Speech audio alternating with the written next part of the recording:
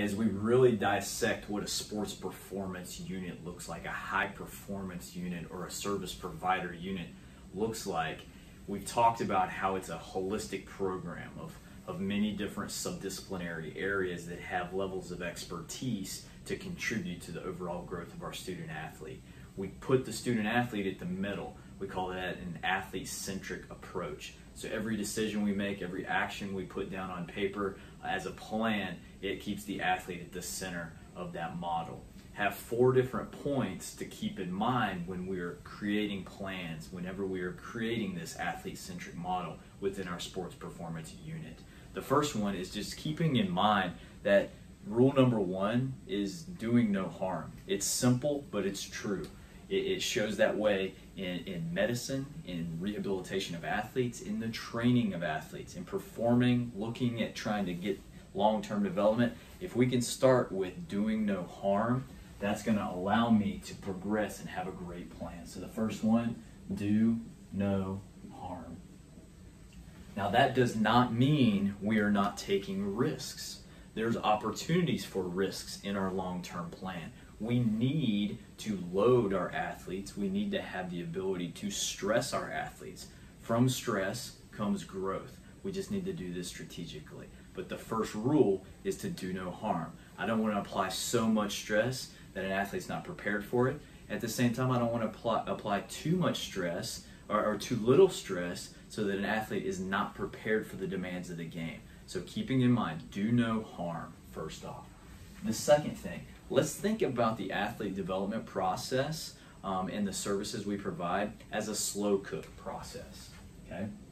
Now, this is contrary to a lot of what we think about elite sport because we need to be ready soon, need to be ready now. But if we can kind of reconceptualize the way we think about preparation, just like this slow cooker, we can slow down the process. What are the competencies that I need to develop early on in my career that are going to be the foundation for later on in my career? Slow cook our athletes. The second one, we need to understand that all stress matters. It's not just the stress that we apply on the field or in the training facility. All stress matters. Okay? It could be things on the field. It could be things in the classroom. This is a chemistry book. It could be lifestyle, other interests. It could be friends. It could be, what am I doing later on in life to make money for my family? Okay, so I need to keep in mind that all stress is interpreted by the body the same way. We experience a stress response. Hormones go different ways in our body. We're elevating to handle that threat, and our body is interpreting different stresses similarly, and we need to keep that in mind when we're planning, when we're slow cooking. Finally, we need to make sure that we can promote some sort of peer-to-peer learning.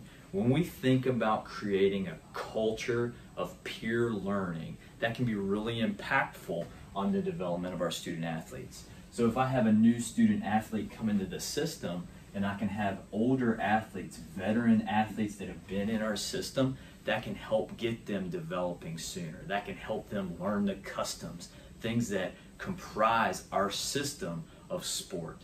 Okay, so the 4 different areas when we're building a high performance model, a sports performance unit, is 1, we want to do no harm. Take risks, calculated chances to provide stressors on our athletes to make them grow. But rule number 1 is don't do so much today that they're not prepared for tomorrow. Cause no harm first. Second one, reconceptualize the idea of how we prepare our athletes. We don't have to go right now. We don't have to get all the money today.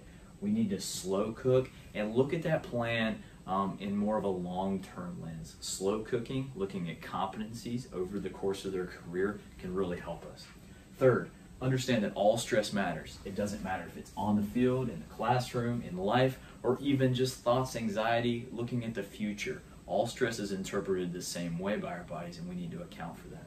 And then the last one, if we can create some sort of peer system of learning, this allows us to have extra coaches, extra personnel that are cultivating our athletes. This also can go where these different units, these older athletes, essentially become part of your sports performance unit. So today we're talking about keeping the athlete at the center of everything we're doing. This is step 1 of building our sports performance unit.